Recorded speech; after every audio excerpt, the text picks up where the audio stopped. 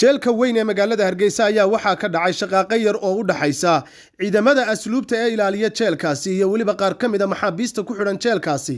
oo la sheegay siday wararku sheegayaan in maxaabiistaasi ay sameeyeen gadood iyo mudaharaad rasaas goosgoos oo laga maqlayay gudaha jeelka ayaa waxaa halkaasi soo gaadhay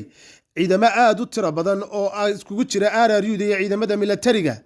waxaana goobtaasi jeelka weyn ee Hargeysa yimi wasiirka wasaaradda arrimaha gudaha Soomaaliland Maxamed Kaahin Axmed